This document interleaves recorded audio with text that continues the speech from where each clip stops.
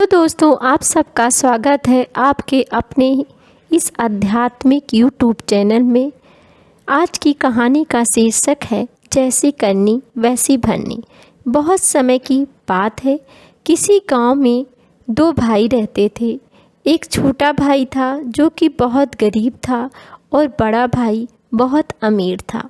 बड़े भाई के पास किसी चीज़ की कमी नहीं थी, वहीं पे छोटा भाई दिन भर मेहनत मजदूरी करता, तब जाकर के रात के एक समय खाने का इंतजाम कर पाता। एक दिन दोनों भाई साथ में बैठे हुए थे और दोनों में कुछ इस प्रकार बहस छिड़ गई। बड़ा भाई बोला कि आज के ज़माने में भले लोगों का भला नहीं होता है, क्योंकि आज के समय कोई भी किसी का भला नहीं करना चाहता है। सबसे पहले वो अपना भला करने की सोचता है। तब छोटे भाई ने बोला कि नहीं भैया, दूसरों को कष्ट देकर अपना भला कैसे किया जा सकता है। इस पर बड़ा भाई बोला कि तुम मेरी बात नहीं मान रहे हो तो चलो गांव के लोगों से पूछते हैं, और अगर तुम सही निकलते हो तो मेरा सारा धन तुम्हारा हो जाएगा, लेकिन अगर तुम गलत साबित होते हो तो तुम्हारा सारा धन मेरे पास आ जाएगा। छोटा भाई बोला चलो ठीक है। दोनों भाई गांव की तरफ चले निकले। गांव में एक लोगों से पूछा, फिर वो दूसरे लोगों से पूछा, इस प्रकार तीसरे लोगों से पूछा तो सभी गांव वालों ने यही कहा कि आजकल भलाई का ज़माना नहीं है।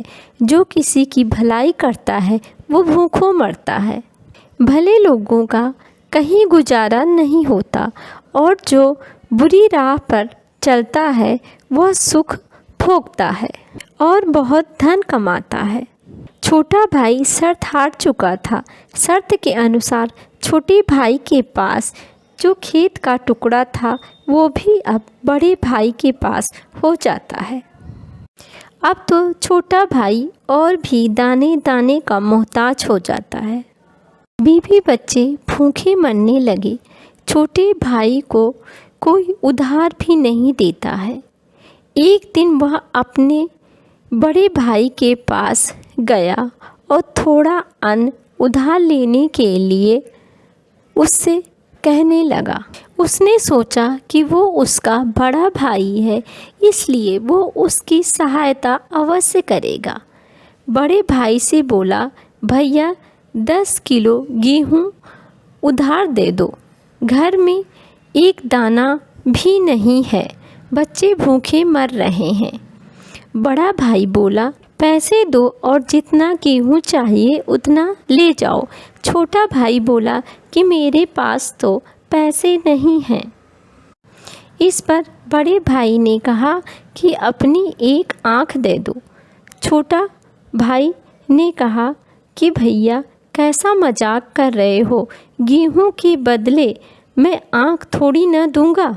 छोटा भाई थोड़ी देर सोचता है और फिर वो अपने बड़े भाई से कहता है कि मेरी एक आँख निकाल लो, और उसके बदले उसका बड़ा भाई उसे 10 किलो गेहूँ दे देता है। जब वह घर पहुंचता है तो ये देखकर उसके बीवी बच्चे रोने लगते हैं कि यह क्या कर लिया।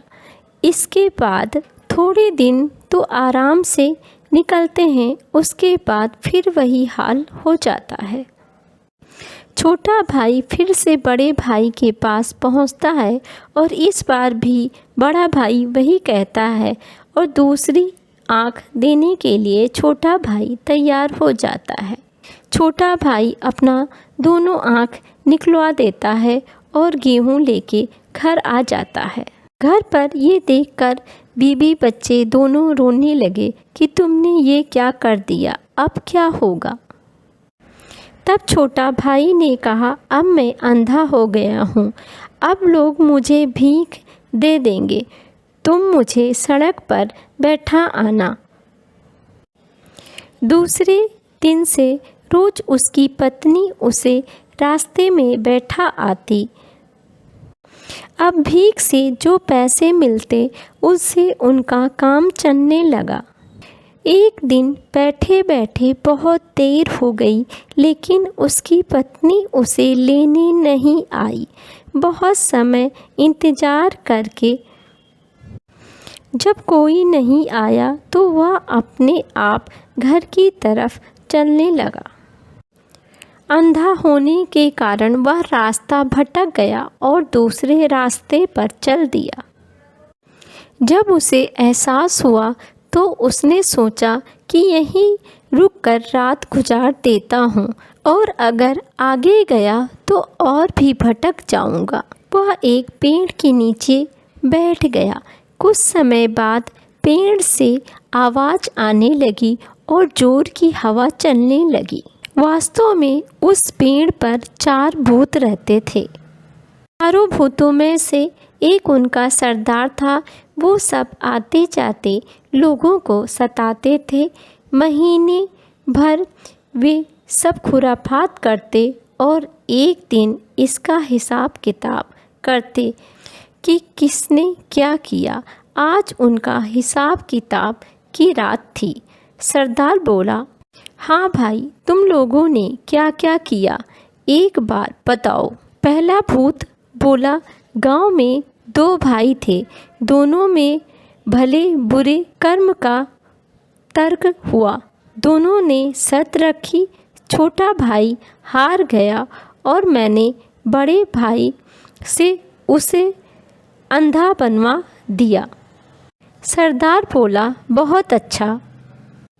अब वह अंधा ही बना रहेगा, क्योंकि उसको थोड़े पता है कि वह इस पेड़ की कली को लगाने से उसकी आँख ठीक हो सकती है। इस पर दूसरा भूत बोला, मैंने रामनगर जिले के सारे नदी, नाले, झरने, तालाब, कुएं, बावड़ी सब कुछ सुखा दिए हैं। पानी के लिए हाहाकार मचा है।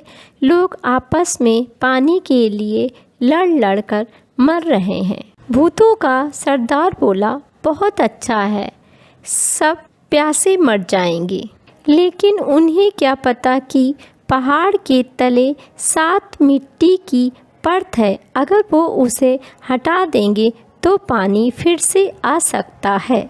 अब तीसरा भूत बोला, सरदार, आज राजा की बेटी की शादी होने वाली थी, खुशियाँ मनाई जा रही थी, लेकिन मैंने उसे गूंगा बना दिया, जिससे उसकी शादी नहीं हो पाई।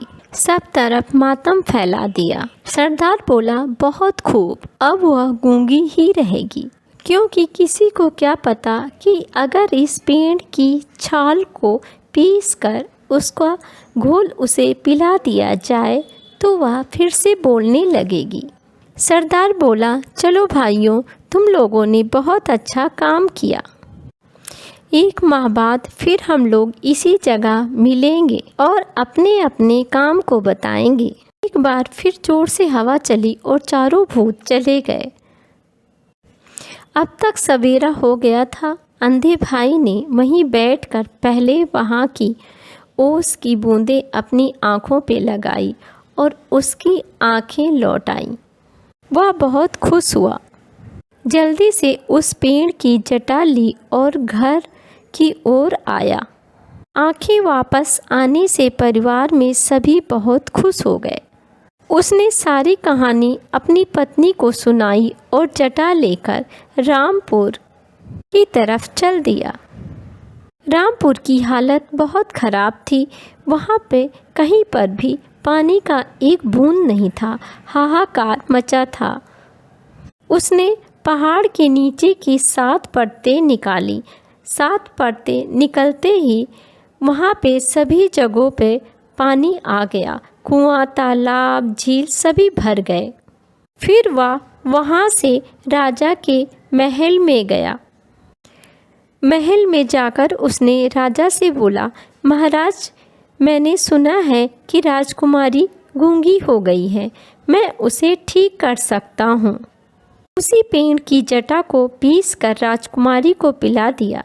राजकुमारी ठीक होकर बोलने लगी। राजा बहुत खुश हुआ और राजा ने उसे बहुत सा धन दिया, गाड़ी घोड़ा दिया और महल देकर परिवार के साथ रहने के लिए कहा। छोटा भाई धन से लदी गाड़ियाँ लेकर घर लौटा। उसके परिवार में खुशी की लहर दौड़ गई। बड़े भाई ने जब देखा कि उसके भाई की आंखें उसको मिल गई हैं और बहुत सारी दौलत भी मिल गई है, तो वह ईर्ष्या से जल गया। दिखावा करते हुए वह छोटे भाई के पास गया और माफ़ी मांगी और अनुरोध किया कि वो सब उसे सारी बातें बताएं। छोटे भाई ने दयावत सब कुछ बता दिया। बड़ा भाई सब कुछ जानकर वह उसी जंगल में गया और उसी पेड़ के नीचे बैठ गया। फिर से तूफान आया और चारों भूत बैठकर लेखा जोखा करने लगे। भूत बोलने लगे कि जो भी कुछ किया कराया था उस सब पर पानी फिर गया। तब बड़ा भाई बोल बैठा कि आपकी बातें ज़रूर किसी ने सुन ली थी। इस पर भूत अब पेड़ से उतर पड़ा और बड़े भाई को बैठा पाकर देखकर भूत ने बड़े भाई का गला घोट दिया, जिससे वह वहीं पर मर गया। दोस्तों, इस कहानी से ये निष्कर्ष निकलता है कि अच्छे लोगों का कभी भी बुरा नहीं होता है और बुरा करने वालों का कभी भला नहीं होता। आज नहीं तो कल उनको अपने कर्मों का फल भोगना ही पड़ता है। इस प्रकार जो ज़्यादा लालच करता है उसका हाल बड़े भाई की तरह हो जाता है। इसलिए मनुष्य को हर हाल में संतुष्ट रहना चाहिए। धन्यवाद दोस्तों। आपसे अनुरोध है कि आपने अगर हमारे चैनल को सब्सक्राइब नहीं किया है तो हमारे चैनल को सब्सक्राइब कर दीजिए, ताकि आने वाली ज्ञानवर्धक कहानियों की नोटिफिकेशंस आपको मिलते रहें।